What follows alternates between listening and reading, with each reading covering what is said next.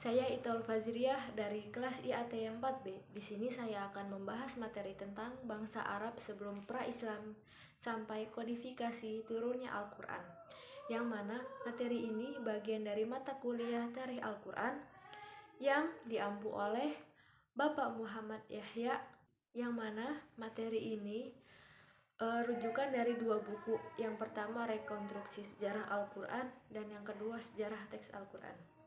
Arab pra-Islam. Terdapat dua kerajaan besar saat itu yang menduduki Jazirah Arab, yaitu yang pertama Kerajaan Persia dan yang kedua adalah Kerajaan Bizantium atau bisa juga disebut Kerajaan Romawi. Kerajaan Persia menduduki wilayah Arab bagian timur dan Bizantium menduduki bagian barat. Keduanya adalah kerajaan yang besar. Kerap kali mereka melakukan peperangan untuk dapat menguasai wilayah Jazirah Arab. Mereka juga dikenal sebagai musuh abadi. Keadaan saat itu juga dikenal sebagai zaman Zahiliyah. Dilihat dari situasi sosial budayanya, mereka seringkali melakukan judi, mempermainkan perempuan, atau mendiskriminasi perempuan. Tidak ada celah bagi perempuan untuk membela dirinya pada waktu itu.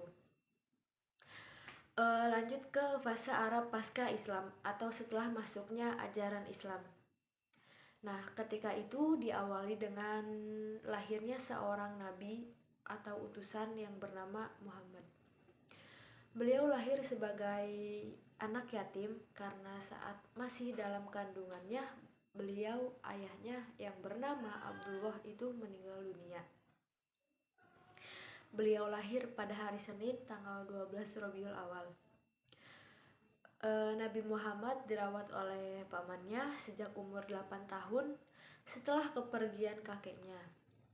Selanjutnya ia ikut berdagang dengan pamannya, lalu bantu-bantu pamannya. Suatu ketika di tengah perjalanan untuk berdagang dengan sang paman tersebut, ia bertemu atau bisa juga dikatakan bekerja sama dengan saudagar kaya yang bernama Siti Khadijah. Khadijah yang kagum akan kejujuran Muhammad ini, kemudian menikahlah mereka.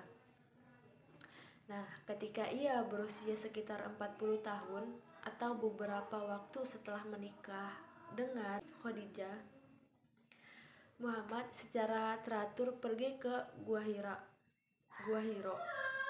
Keluhuran budi pekertinya telah mendorongnya untuk melakukan tahanus. Selama dalam tahanus tersebut, Nabi Muhammad melakukan renungan. Ketika ia sedang tenggelam dalam renungan terhadap renungan terdalam di Gua Hira, Nabi Muhammad diseru oleh utusan wahyu, yaitu Malaikat Jibril. Ia mengalami ledakan spiritual yang tiba-tiba Muhammad merasa pasif total waktu itu. Pengalaman pertama kenabian menurut riwayat terjadi ketika ia berusia sekitar 40 tahun atau lebih sedikit, yang mana wahyu pertama yang diturunkan Allah melalui Malaikat Jibril yaitu surat Al-Alaq 1-5, yang mana ini adalah mukjizat yang abadi. Pada waktu turunnya wahyu yang pertama, Nabi Muhammad sendirilah yang mengajari kepada para sahabat-sahabatnya, keluarganya, sekaligus mereka mencatat apa saja yang mereka dengar. Dan di antara sahabat-sahabat yang mencatat, salah satunya ada Ali bin Abi Thalib, lalu ada Muawiyah bin Abi Sufyan dan Ubay bin Ka'ab. Ada juga Zaid bin Thabit. Selanjutnya yaitu kronologi turunnya Al-Quran. Seperti yang sudah kita ketahui bahwa Al-Quran tidak semerta-merta langsung turun semuanya dalam bentuk lembaran Al-Quran. Namun, Al-Quran diturunkan ke bumi secara berangsur-angsur selama kurang lebih 23 tahun dengan pewahyuan lewat Rasulullah. Al-Quran diwahyukan melalui Malaikat Jibril sehubungan dengan peristiwa tertentu. Langkah utama untuk penanggalan bagian-bagian Al-Quran adalah riwayat-riwayat, sejarah, dan tafsir. Upaya penanggalan bagian-bagian Al-Quran semakin kompleks dengan adanya asumsi bahwa surat-surat seperti yang ada dalam mushaf Al-Quran, seperti halnya penanggalan surat-surat Makkiyah dan Madaniyah, yakni surat yang diwahyukan sebelum atau sesudah hijrah, sehubungan dengan penanggalan Al-Quran terlihat dari beberapa kesarjanaan Muslim yang awal tidak bersepakat dengan penanggalan sejumlah surat-surat, apakah masuk kategori Makkiyah atau Madaniyah, dan penempatan surat-surat tertentu dalam rangkaian kronologinya. Untuk dijadikan basis penentuan hal tersebut, ada sejumlah riwayat tentang susunan kronologis surat-surat Al-Quran. Ringkasnya gini, riwayat itu menuturkan arasmen kronologis wahyu-wahyu Makkiyah dan Madaniyah.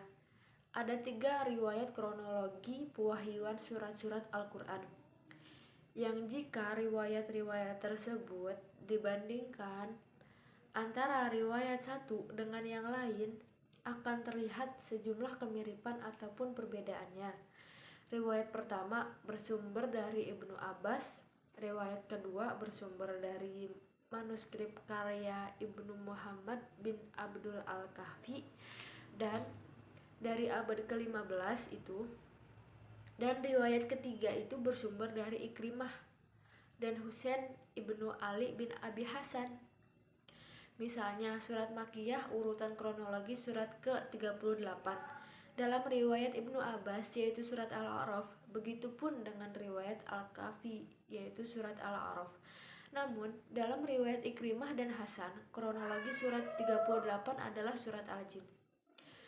Cukup sekian yang dapat saya sampaikan, kurang lebihnya mohon maaf sekali karena banyak kesalahan. Wallahul muwaffiq ila aqwamit thoriq. Wassalamualaikum warahmatullahi wabarakatuh.